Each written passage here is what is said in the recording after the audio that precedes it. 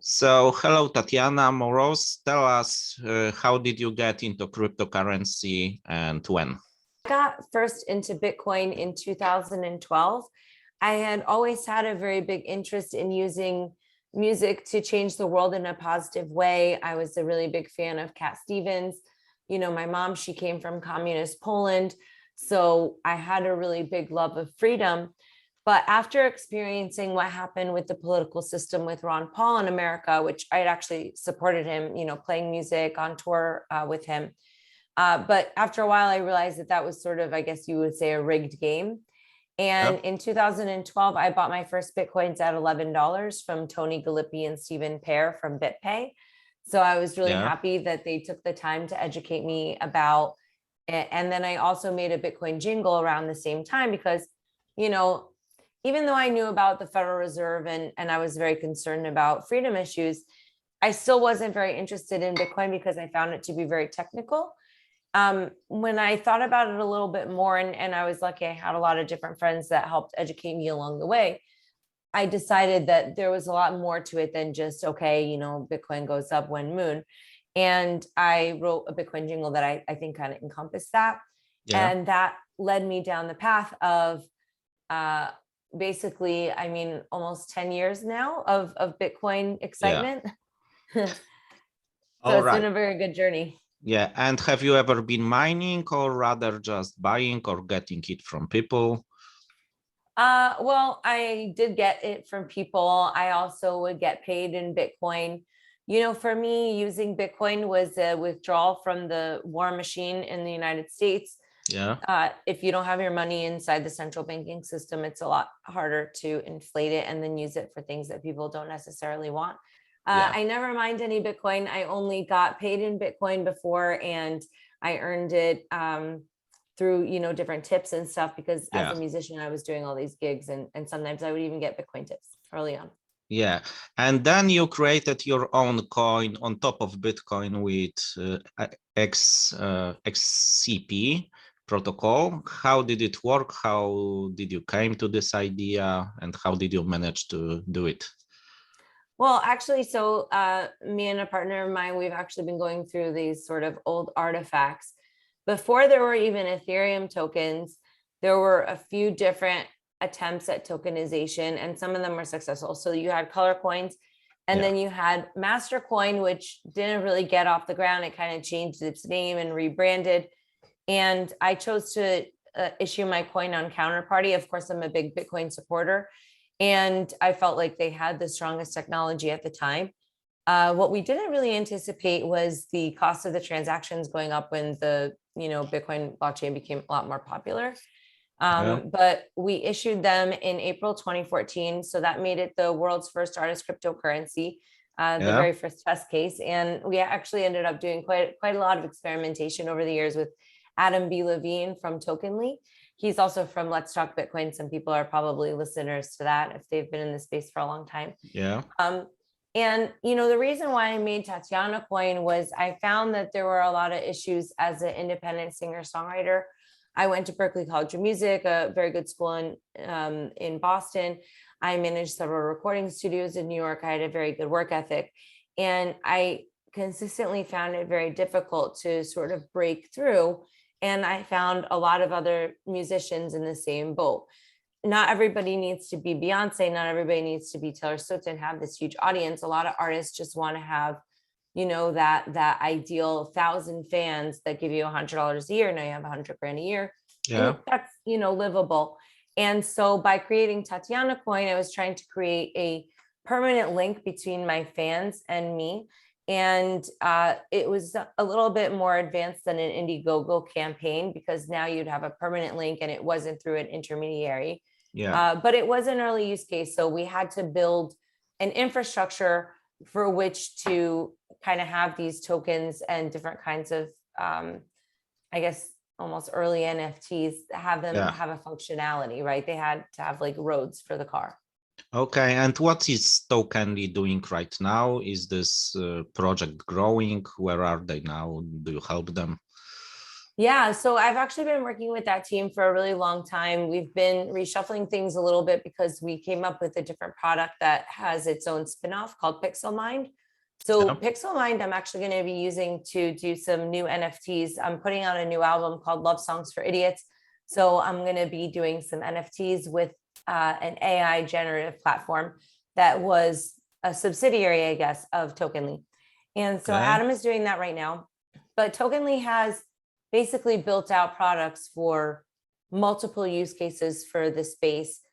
I think it's been a little bit challenging being early. So right now, seeing the validation from the market is exciting, and we're fulfilling a lot of different kind of, we have a lot of interest, we're filling a lot of orders. There's some stuff going on with the city of Miami, which I'm really excited about because I just moved here.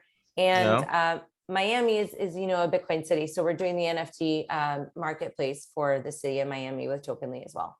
Okay, So, and how is Miami crypto scene right now? What's going on there? How easy is to meet people? And are there any hubs where you can, catch people with who you can work or create some projects? well, a lot of people in the crypto space are freedom lovers. So they were looking for a solution. Also, the tax situation here in Florida is significantly better than a place like New York or California. There are a ton of transplants. Sometimes it's like, where are all the Miami people? But there's people from everywhere, and it's a booming situation. I can't think of a city that is more active than Miami right now. There's some competition, don't get me wrong, but in the United States, Miami has a lot of activity. There are meetups and events every night, at least 3 or 4 different options. And I also find the community to be very welcoming, both on the art side, which in New York can be a little bit more snobby, and also on the crypto side, which, depending on where you go, it's a little bit more cliquish. I think Miami makes a big effort to invite people here. I mean, even the Downtown Development Authority, I live downtown, and I've been so impressed with the way that they're putting a lot of effort into improving this area. I don't think that I've really seen that in other cities that I've lived before, such an interest in the community and such a forward-thinking nature. So I'm really honored to be here. Actually, I'm thrilled every day I wake up and I say, I love Miami. Oh, all right. That's cool. And tell us about your new album that's coming, because you are known as musician who promotes crypto. So the album is dropping. So tell us something more. And will there be some, I don't know, Bitcoin song, or just tell us a little bit more? Well, so all of my songs are sort of inspired by the ideas of freedom, right? So even if there isn't a song that says Bitcoin in it, there are songs that have that freedom message.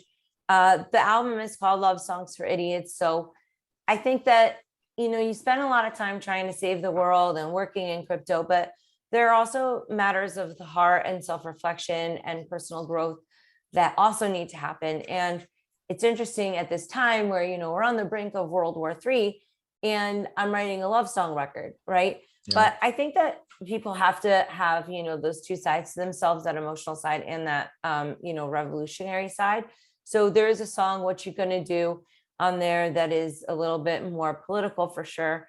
But I think that there's something really fun and, I don't know, connecting to be talking to people about that universal love, because right now everybody only has bad news, and you almost forget that you're a person. And I think that the personal nature of the record will be really relatable. I'm excited to be integrating new NFT type utility. I'll be using Tokenly to implement certain Tatiana Coin features at some point during the album cycle. So it'll be a few singles, and then the album will probably be out by the summer, maybe the fall at the latest, kind of thing. So it's taken a while because, there are a lot of technical aspects on the crypto side that I'd really like to implement.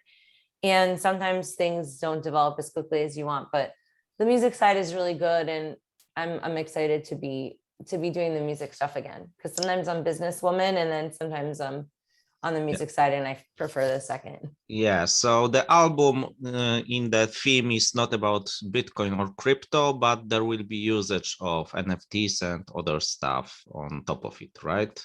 Right. Well, there's still some revolution in there, which I think is a crypto ideal. A lot of people, resonate with my message because of that kind of concept. But no, I'm not doing the Bitcoin jingle. That's on my third album, Keep the Yeah. Faith. Yeah, so no repeating. Okay, and in the NFT, the Pixel Mind is helping you. What kind of help you got from them? What can others maybe use them for? Just tell us a bit about those guys. Sure. So, basically, I'm a little bit reticent with AI and any kind of computerized technology because I saw Terminator 2 and it really stuck with me.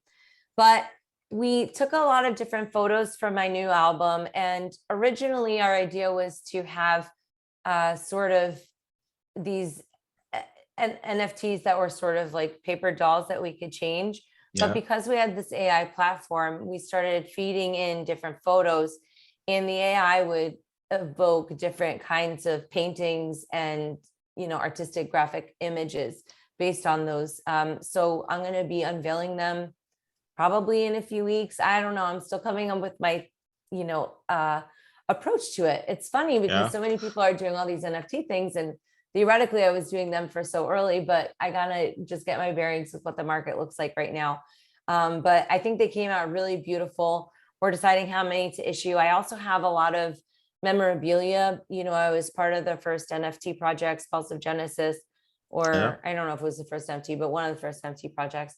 And so I have some of those cards, and I'm kind of going through all my old stuff and assembling some of those old experiences, because I think it's interesting for people to see what the roots are. How do we get to where we are? And the Pixel Mind platform made it really easy for me. I mean, I'm not a visual artist, so if other people want to get involved over there, I think you have to get a pass or something, and then you can start creating. Yeah. And yeah, I think it's really fun. And yeah, if you're not necessarily artistic, but you want to still make NFTs, or if, for example, I want to do collaborative stuff with my fan base, I can use a medium like that, where neither of us have to be good at art, but we could still be contributing. Each of us, for example, I could write in a message, and my fan could write in a message, and then it could be combined under certain parameters, and it could issue a series. So that's why I'm still figuring out what's the best way to Yeah. make it accessible, but also have that exclusive feature, right? Everybody wants to be the one, special NFT, and Yeah. that's cool. But I like to make it also something that other people can learn from and taste a little bit of that world, or maybe they're not necessarily familiar with crypto or tokens or anything like that. Right. And are you watching Bitcoin price at all, or you don't care about it? What's your take on this? Well, yes, I am watching the Bitcoin price. I know people say you're not supposed to look, and does it matter? And I'm a hodler, right? I try never to sell if I can avoid it. But Yeah. I mean, I want the industry to do well, and also I have some expenses that I'd like to pay for. Yeah. So of course it's really scary when the Bitcoin price is going down, and I think a lot of people mess around with loans, and that is its own kind of risky business that maybe people didn't take into account. So I don't want to see anybody get wrecked. Of course, I want the price to go up. Right. And are you Bitcoin maximalist, or you look at other coins like Ethereum or any others? No, I'm not a maximalist. I mean, look, I really like Bitcoin. I have the most faith in Bitcoin, but you can't just stay fixated on that one technology. Yeah. I think that you have a lot of scam projects out there, but sometimes things are not scams, they're just experiments. And maybe some people don't like them, but without experiments and without failures, we can't necessarily move forward. So I encourage people to be doing stuff. I also would love to see, better ethics, but I think, the space is maturing, and accountability is important, and hopefully there will be additional methods to hold people accountable. Like the other day I tweeted just that I wish that there was a hotline where you could report people who screwed you over, or people that steal from you or don't pay their invoices. Yeah. Now, of course, the problem there is, how do you not get sued, and how do you make it fair? How can that person say, hey, this person's just making up stories about me? I don't know.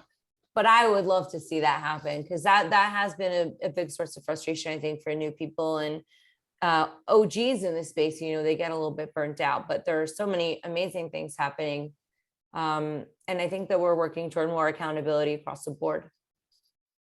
Yeah. All right. And how will your album be distributed? Just digital, or there will be retail copies? And will there be option to buy it with, I don't know, Bitcoin or Tatiana Coin? Yeah, so I'm sure I'll put it out on the regular, suspects, Apple and Spotify and blah, blah, blah, those kinds of things, right? But I will be making special, I guess, releases available to Tatiana Coin holders, and people can, of course, pay with Ethereum and Bitcoin and a few other cryptocurrencies. I haven't decided which ones, but we have the capacity to take any currency, so we can work that out. But they can also pay with credit card, and ideally in the upcoming weeks, I'll think of a way to sort of start building up that momentum with a little bit more interaction from my inner Yeah. fans. It's always kind of difficult to decide what you're going to share with people and what you're not going to. And I've been just thinking about, well, when I write a new song, I miss that feeling where you could call up your friend and say, hey, listen to this new song. What do you think? Right? Because now we're older and you can't just bother your friends about that. But Yeah. if I have my Tatiana Coin holders, that's not like putting it on Facebook or Instagram, some stupid place with like manipulated algorithms. I could put it out on my site, my people hear it, and then it gives everybody a little thrill. And I think that's something worthwhile. So I look forward to just getting a little bit more artsy and creative versus, I have a marketing company called Crypto Media Hub, and we do PR and Yeah. stuff. And that's great. But, my heart is with the music. All right. So I think that would be everything for today. Maybe you want to say something for the end to your fans or fans of Bitcoin. And that's it. Well, I encourage everybody to go to my website, TatianaMoroz.com. I have a lot of different videos on there and just information about what's going on. If you are interested in talking with me, please reach out. I'm on Twitter, Queen Tatiana, and all the other social networks.